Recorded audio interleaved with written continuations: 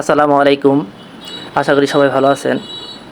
আজকে আমি আপনাদের দেখাবো এই যে আইলসে মানুষ যারা আছে, যারা আমি বলতে চাচ্ছি যারা মনে করেন যে আইলসের কি করে তাদের জন্য একটা ভিডিও। যারা এই যে এইভাবে মনে করেন যে এই আখ ভাঙায় ভাঙায় সেগুলা কিনে নিয়ে তারপরে বাড়িতে খান, তাদেরকে আমি বলবো এটা দেখেন কি অস্বাস্থ্যকরভাবে বানাচ্ছে।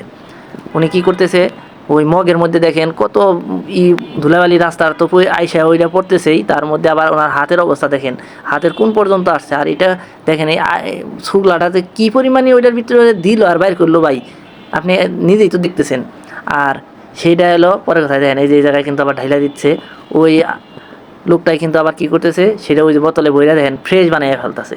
আপনি এটা খাইবেন, খাওয়া থেকে পেটের মধ্যে যখন যাইবেও তখন আমার মনে হয় যে আপনার সমস্যা বাড়বে, বিষয় কমবে না। মনে করতেছেন যে এটা খাইলে হয়তো সাময়িক একটু ভালো লাগবে, শরীরের ক্লান্তি দূর হবে। আসলে আখের রস কিন্তু অনেক উপকারী। আখের রস যে উপকার না তা কিন্তু না, কিন্তু এইভাবে অস্বাস্থ্যকরভাবে এইভাবে খাওয়াটা আমার মনে হয় খুবই অপকারী। উনি এইভাবে যে আপনাদের খাওয়ালে আপনার পেটের সমস্যা হবে।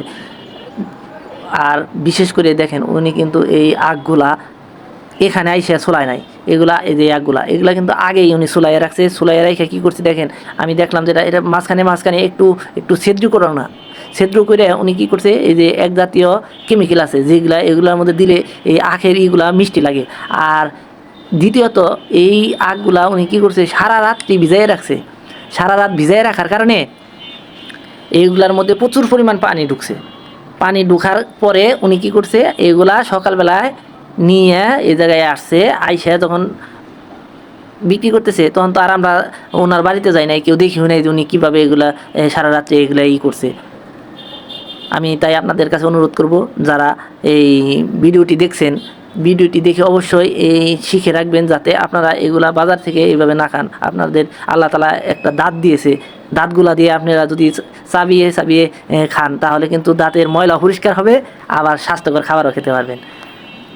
অনেকে আবার মনে করতে পারেন যে আমি এই জ্ঞান দিচ্ছি, আসলে জ্ঞান দিচ্ছি না, এটা আপনাদের আমি পরামর্শ দিচ্ছি আপনারা যাতে এভাবে না খান। এভাবে খাওয়াটা আসলে ঠিক না, আমি সেই জন্য আপনাদের অনুরোধ করব আপনারা এভাবে খাবেন না। দেখেন লোকটা কত অপরিষ্কারভাবে বানাচ্ছে। আপনি যদি বাসায় কোনো কিছু খান অপরিষ্কার থাকে তাহলে কি আপনি খাইবেন? বাসার জিনিসই খাবেন না, তাহলে কেন বাইরের জিনিস খায় নিজের শরীরকে অসুস্থ করবেন?